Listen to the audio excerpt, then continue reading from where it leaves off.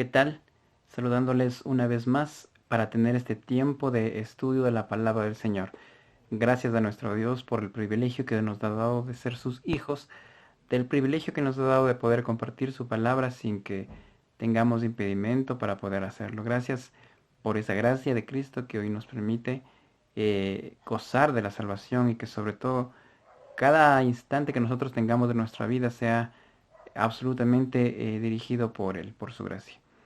Gracias al amado Espíritu Santo también, porque Él es quien nos da la sabiduría en este tiempo para comprender lo que Él mismo nos quiere enseñar. Y sobre todo, por la libertad, insisto, de tener la palabra del Señor en nuestras manos, en nuestras casas, en los lugares donde nosotros estamos, sin que nadie nos impida hacerlo. Hoy vamos a concluir el capítulo 7 del Apocalipsis que empezamos la semana anterior, eh, ya adentrándonos a la parte final de este paréntesis que se armó entre el sexto sello y el séptimo sello. Recordemos esto, ¿no? Que cuando concluyó el sexto sello, hubo un tiempo de cesar los castigos de la humanidad de ese tiempo. Primero se nos presentan estos 144.000 en el capítulo 7, que son personas destinadas a la predicación en ese tiempo difícil. Luego hoy, desde el versículo 9 en adelante hasta el final del capítulo 7, miraremos otra escena. Y es como la secuencia que estamos llevando en el Apocalipsis, ¿no? Que tal y cual empezamos del capítulo 1 al 3, era en la tierra. Capítulos 4 y 5, miramos la escena en el cielo. Bajamos al capítulo 6 nuevamente a la tierra.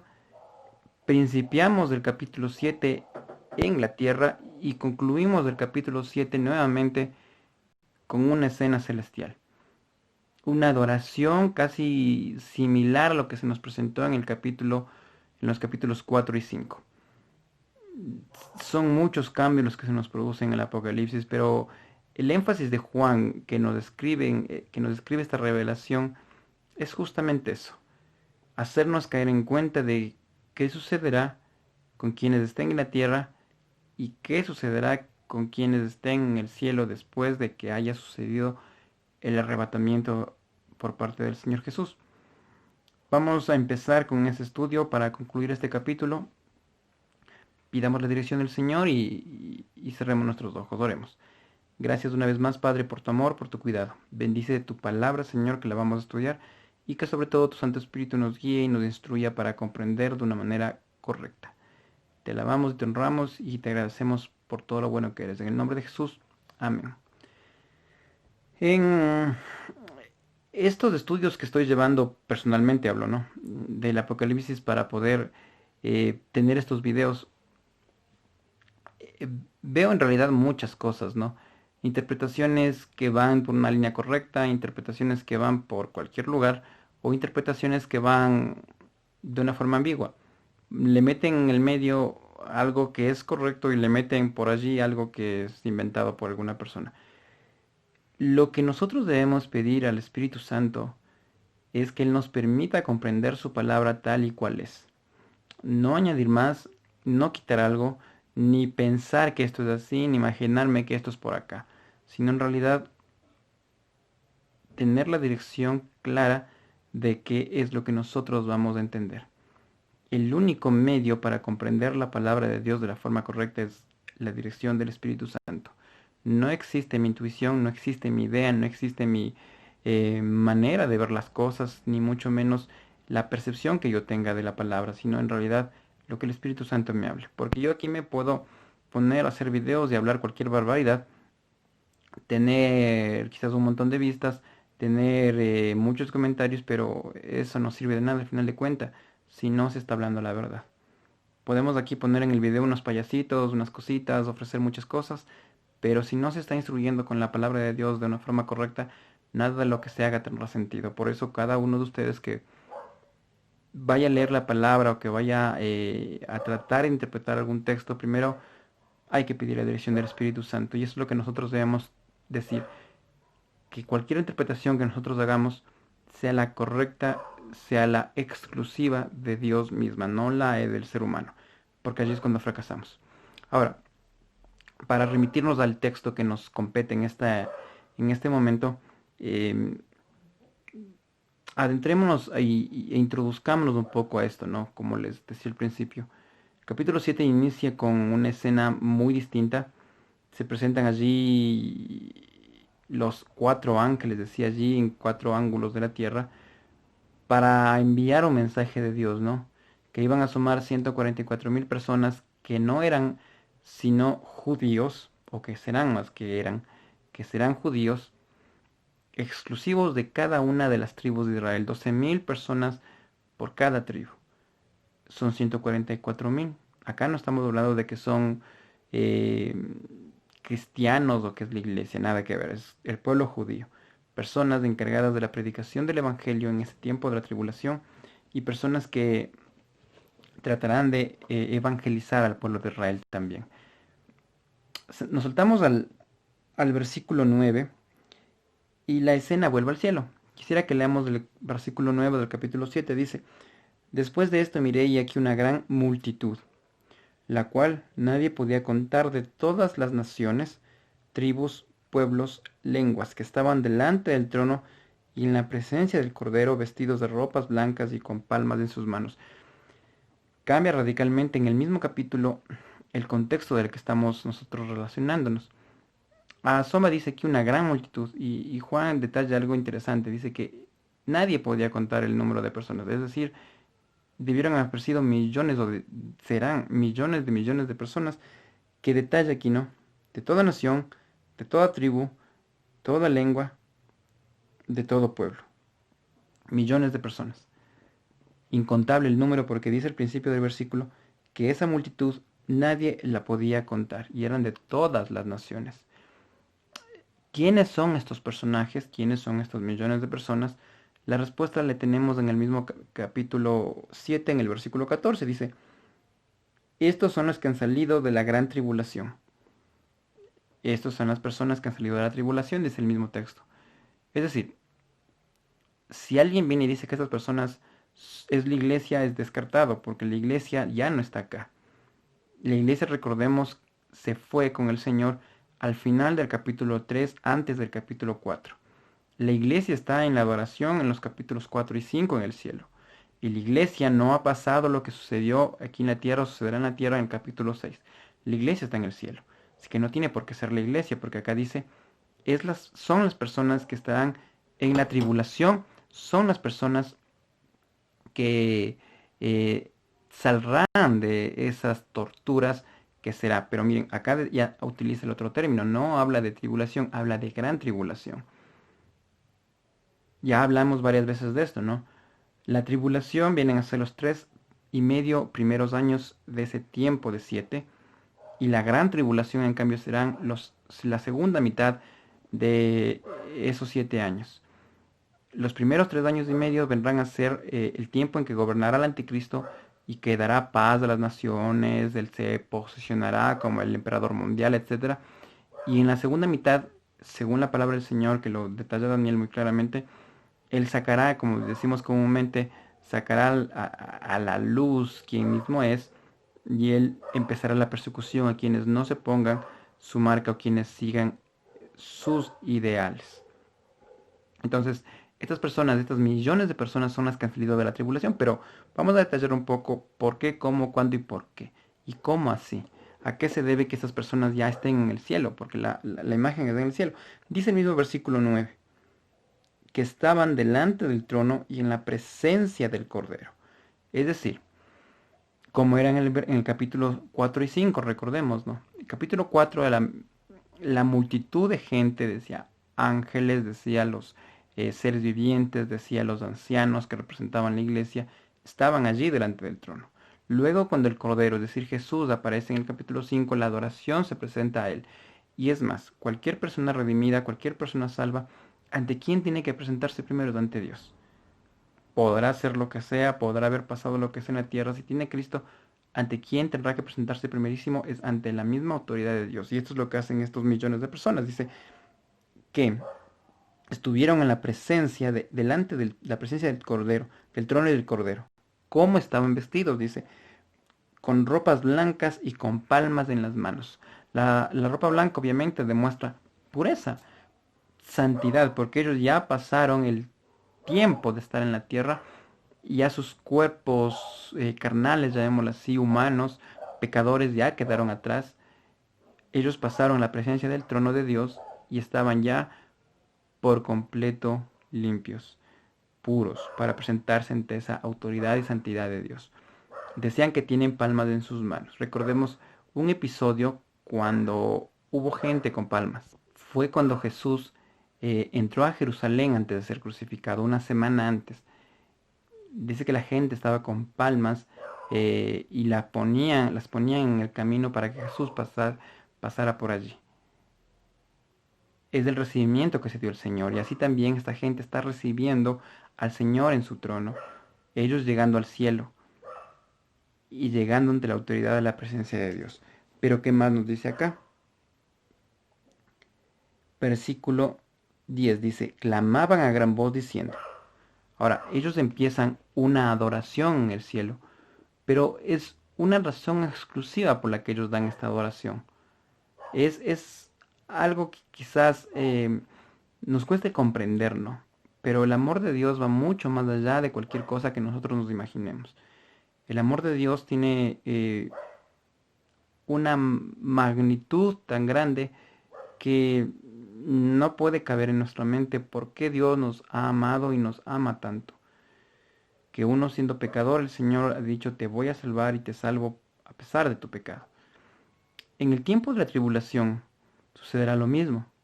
Ya hemos hablado varias veces de que la iglesia ya no está aquí, habrá la persecución, se desatará la ira de Dios, se desatará también la persecución del anticristo, todas esas cosas.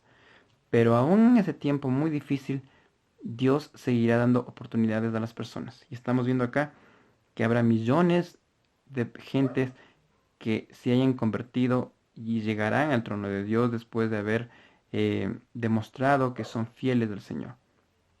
Y uno me va a decir, y cualquiera podría decir, no, Anton fresco, vivo mi vida aquí todo bien y después me arrepiento en la tribulación.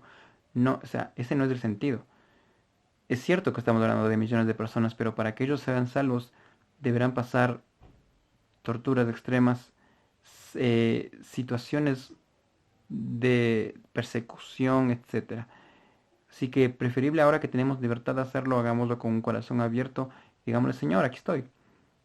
Porque quién sabe si más allá en el tiempo de la tribulación uno diga, fresco, me aguanto ese tiempo y después mire una situación muy difícil, muy caótica y diga, no, no, no, no, esto está difícil. Yo aquí ser creyente, ni loco. Mejor me la saco y me voy con el anticristo y me pongo la marca de él. Porque eso pasará con millones de personas también. Habrá este caso de millones de personas que se arrepentirán y quizás mantendrán dura su fe a pesar de las circunstancias, pero habrá el otro lado también. Quizás gente que fue a la iglesia años, de años, toda la vida, inclusive no tuvieron a Cristo en su vida, se quedaron, pasarán el tiempo de la tribulación y dirán ellos también ahí, chut, está difícil. Cierto ha sido, mejor me aguanto un chancecito, me pongo la marca y paso una vida súper fresca. Y negarán al Señor.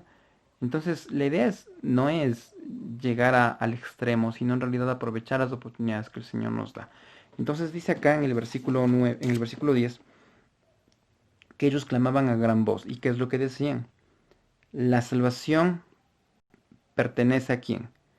A nuestro Dios, que está sentado en el trono, y al Cordero. Esto es clarísimo, este versículo es maravilloso. La salvación a quién pertenece? Al Dios Padre que está en el trono y al Cordero, es decir, a Jesús, a quien es el autor y consumador, como dice Hebreos, el autor y consumador de nuestra fe. A ver, ¿cómo es esta situación? Si nosotros habláramos de religiones y si le encasilláramos al Evangelio en una religión y habláramos de que en común todos son religiones, todas las creencias son religiones, sacaremos una conclusión. ¿Cuál o qué religión es aquella que nos da una esperanza eterna? ¿Qué religión es aquella que nos dice, tú tienes mayor esperanza después de muerto, después de dejar este mundo que hoy que estás viviendo? ¿Qué religión nos ha dicho, tú pasarás eternamente con tu Creador? ¿Qué creación nos dirá, si tú sufriste hoy, después de muerto tienes una vida eterna?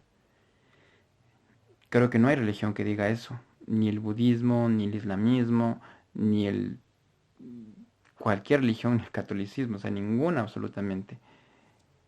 Solamente Cristo fue aquel personaje en la historia de la humanidad que dijo, yo tengo vida y tengo vida en abundancia, y les vengo a dar esta vida en abundancia.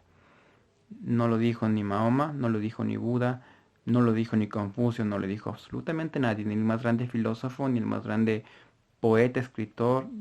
No hay personaje que haya mencionado esas frases. Solamente Jesús, con esa autoridad de Dios, dijo, yo soy el camino, yo soy la verdad y yo soy la vida. Y acá es reconocido con estas personas que llegan a la presencia de Dios, dicen la salvación es únicamente por parte de Dios y de Jesús.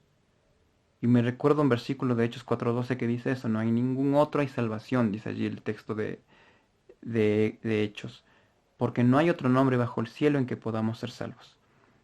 Es así. Si uno quiere llegar, como dice el dicho común, ¿no? Y decían los antiguos en la antigua Roma, como las carreteras eran muy buenas del Imperio Romano, se idearon esta frase, ¿no? Que dicen todos los caminos conducen a Roma, que ahora los religiosos la han tomado para decir todos los caminos conducen a Dios, pero no es así, el único camino para llegar a Dios es Jesús. Y eso lo recalcan aquí estos personajes pasados por la tribulación, ¿no? Ellos dicen, la salvación es de nuestro Dios y de el Cordero, solamente de quien está sentado en el trono. Nadie más puede dar salvación a la humanidad. Nadie más puede dar una esperanza de vida eterna a la humanidad si no es Cristo. Así que si nosotros hoy queremos poner la esperanza, nuestra esperanza, en algo que es pasajero, en algo que se terminará, estamos poniendo la esperanza en una situación no correcta. Es como que yo quiero em, arrimarme, no sé, en una arena movediza. Me voy a hundir. Pero si yo me arrimo en cambio en asfalto sólido, no me voy a hundir. Entonces, si yo me arrimo a una esperanza que es eterna, que es Cristo, estoy seguro. Si yo me arrimo a una esperanza que es pasajera, que es de la tierra, estoy equivocándome en las perspectivas. Y aquí dijeron ellos esto claramente, y lo repito de nuevo, dice, la salvación pertenece a nuestro Dios, que está sentado en el trono y al Cordero. No hay otra vuelta que darle a este versículo. Versículo 11 dice, todos los ángeles estaban en pie alrededor del trono y de los ancianos y de los cuatro seres vivientes se postraron sobre sus rostros delante del trono y adoraron a Dios. Volvemos a la escena del capítulo 4 y 5. Dice nuevamente que los ángeles, los ancianos, los seres vivientes estaban postrados allí delante del trono. Pero es que hay una sola cosa cuando uno está frente a Dios. Una sola cosa. Y es adorar. No podemos encontrar algo más cuando uno está frente a Dios, en serio. Si uno está frente a Dios porque se siente mal y quiere ese ratito que se siente mal acudir, ahí no va a haber adoración, va a haber quizás un arrepentimiento o un remordimiento del ratito.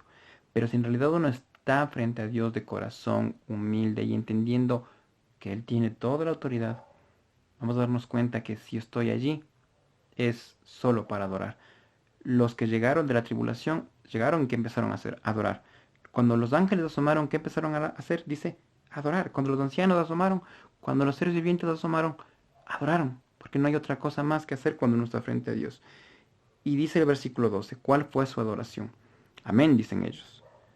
La bendición, la gloria, la sabiduría, la acción de gracias y la honra, el poder, la fortaleza, sean a nuestro Dios. ¿Por qué tiempo? Por los siglos de los siglos. Estamos hablando de esto, ¿no? Que las cosas con Dios no son por un tiempo pasajero ni por un tiempo corto, son para siempre. Lo que el Señor nos otorgó es una vida eterna, porque si Dios nos hubiera dicho, les otorgo una vida de 100 años, es un tiempo largo, pero al final de cuentas tiene límites. Si el Señor nos hubiera dicho, yo les doy vida por 5000 años, pucha, que es genial, es full tiempo, pero al final de cuentas de los 5000 años terminarán porque es un límite de tiempo también.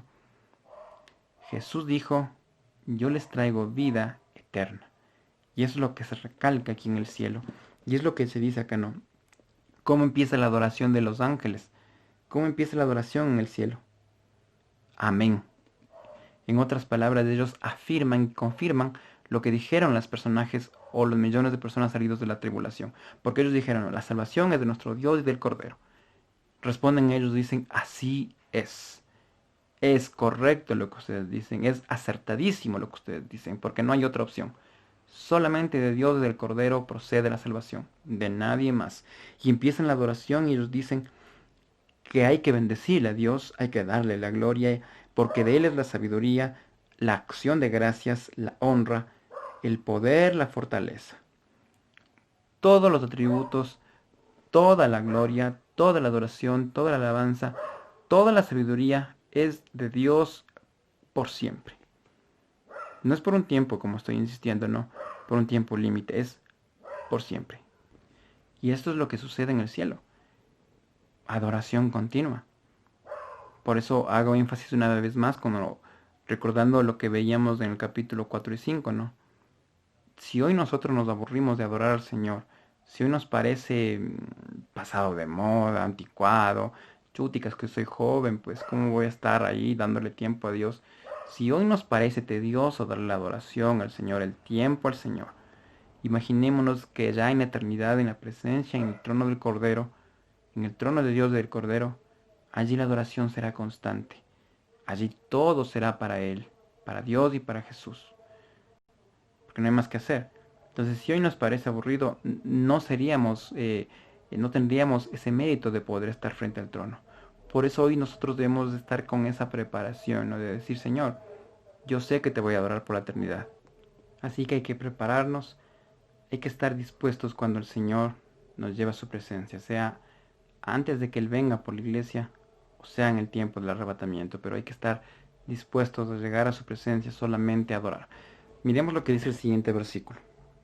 El 13 dice, entonces, uno de los ancianos habló diciéndome, estos que están vestidos de ropas blancas, ¿quiénes son y de dónde han venido?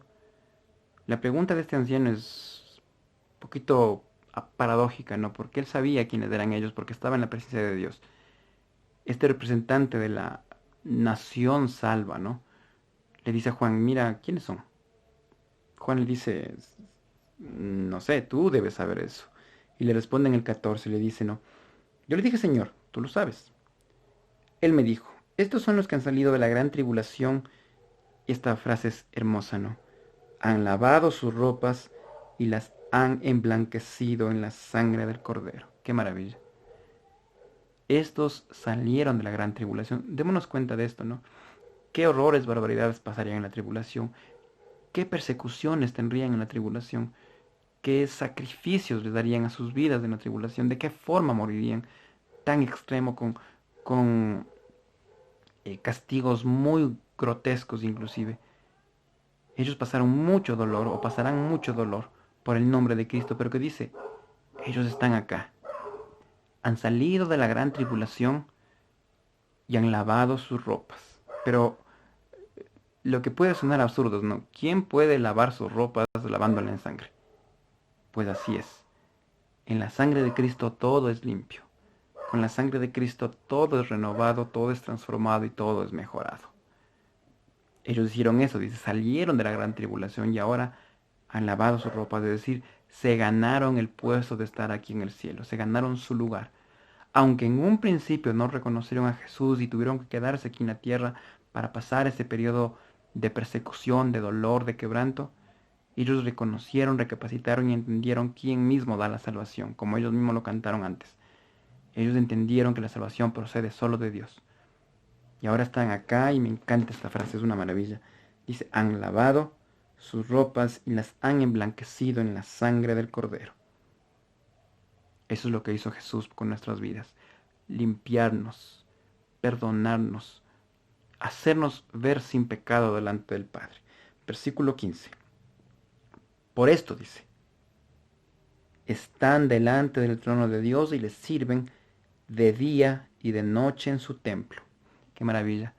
Dice, por esa razón, dice, porque se ganaron el lugar, están aquí, no por otra cosa. Sabemos exactamente que para llegar al cielo hay una sola condición, tener a Cristo en el corazón. No hay otro lugar, no hay otra alternativa. Y ellos dicen, se ganaron ese derecho porque ellos defendieron su fe. defendieron el nombre de Cristo y están acá. Y además dice el versículo que están delante del trono de Dios y les sirven de día y de noche. No queremos ganar nosotros ese lugar, ese puesto de privilegio de estar en el trono de Dios, frente al trono de Dios. Si nos parece medio absurdo, medio pasajero, medio como que una historia antigua, una historia vieja, que para los antiguos, yo soy joven, no, vivo la vida. Entendamos que esto es real, es la palabra de Dios. Y que en algún momento quienes tengan a Cristo tendremos el privilegio de estar frente al mismo trono de Dios. Dice aquí, sirviéndole de día y de noche en su templo, es decir, en su misma presencia. Porque más adelante el nuevo Apocalipsis dice que allá en la Nueva Jerusalén dice, no habrá necesidad de templos ni de lugares de reunión, porque Dios mismo será el centro de todo. Es decir, si acá me parece aburrido el servicio en la tierra, me parece aburrido quizás hacer algo por el Señor, quizás lo hago por aparentar y por quedar bien, es que como tengo un buen talento, entonces lo hago. Si le engañamos a Dios hoy, allá no habrá chance de engañarle. Si le engañamos acá al pastor, al hermano que dirige el ministerio y nos presentamos con un corazón no correcto, allá hay otra cuestión, allá es con Dios directamente. Eso dice Dios. Acá están los que quieren en realidad servirme de corazón, día y noche. Si pensamos que acá se va a acabar el servicio, sí, chúticas, con tal de servir una horita nomás ya me la saco, allá es por la eternidad. Pero dice algo más. ¿A quién sirven? Decía a Dios y también a quién más, al que está sentado en el trono, que extenderá su tabernáculo sobre ellos, es decir, su misma presencia. Recordemos que el tabernáculo para el Antiguo Testamento, para los judíos en el tiempo de la ley, era la misma presencia de Dios. Entonces, ellos adorarán, servirán al Señor, el Señor cobijará sus vidas y su misma presencia estará allí por completo. ¿Qué más dice el 16? Estos dos versículos finales son una maravilla en realidad. Dice, y no tendrán hambre ni sed, y el sol no caerá más sobre ellos ni calor alguno. ¿Por qué? Porque el cordero que está en medio del trono los pastoreará. Se cumple aquí el Salmo 23. Dice que el mismo cordero que está en medio del trono los pastoreará y los guiará a fuentes de agua de vida. Así es. Se cumple la palabra de Dios. El mismo Salmo 23, que Jehová es nuestro pastor y que nos llevará por caminos correctos, también se cumple ese Salmo 1 que dice que bienaventurado el varón que no anduvo en consejo de malos. Dice al final que será plantado como aguas que corren, dice, con unas corrientes de aguas que corren y su agua no cesará. El cordero que está en medio del trono los pastoreará y los guiará a fuentes de agua de vida. Y que dice al final, y Dios enjugará toda lágrima de los ojos de ellos. Ahora, notemos de esto, ¿no? No es que se secarán las lágrimas o cosa parecida. No se refiere a eso y no se refiere a que dejará de haber sufrimiento, un lloro por sufrimiento, porque quizás aún habrá lloros en la presencia de Dios, pero un lloro, imaginémonos solo verle a Jesús de frente.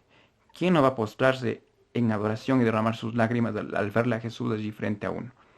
Es indudable que eso suceda. No dice el texto que la gente no llorará más, lo que dice es que no pasará o no derramará lágrimas por sufrimiento, por dolor. Es lo que se terminará. Y estas personas que pasaron por la gran tribulación, que tuvieron mucho dolor, mucha persecución, mucho sacrificio que ellos dieron de parte de sus vidas, ellos dice acá, ya en la presencia de Dios, ya nada de eso existirá. Dice, porque el Señor mismo los pastoreará, y dice acá al final, Dios enjugará las lágrimas de sus ojos, es decir, ese dolor y ese quebranto quedaron atrás. Esto es lo que el Señor nos ofrece a nosotros como hijos de Dios.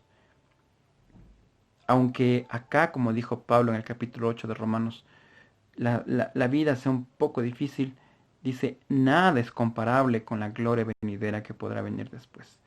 Nada, absolutamente nada. Si yo pienso que aquí sufrí cualquier cosa, el Señor tiene un lugar preparado para mi vida, para darme descanso, para darme paz, para darme tranquilidad y para que Él mismo, como dice allí el texto, me guíe y me haga caminar por caminos correctos de paz y de amor. Es lo que el Señor ofrece para su pueblo. Es lo que el Señor ofrece para sus hijos. A diferencia de lo que hemos visto de aquellas personas que no han reconocido a Jesús, es lo contrario. A ellos les espera tribulación, a ellos les espera dolor, a ellos les espera el quebranto y todo lo que hemos estado viendo, y aún todavía estaremos por ver más situaciones.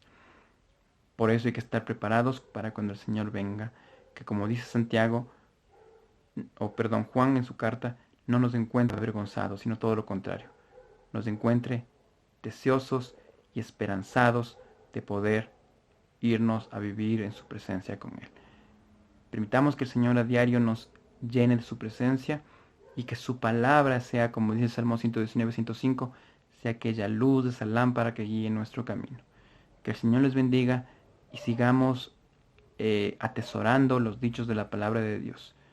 Si el Señor lo permite, nos estaremos viendo la próxima semana. Mientras tanto, continuemos siendo fieles al Señor.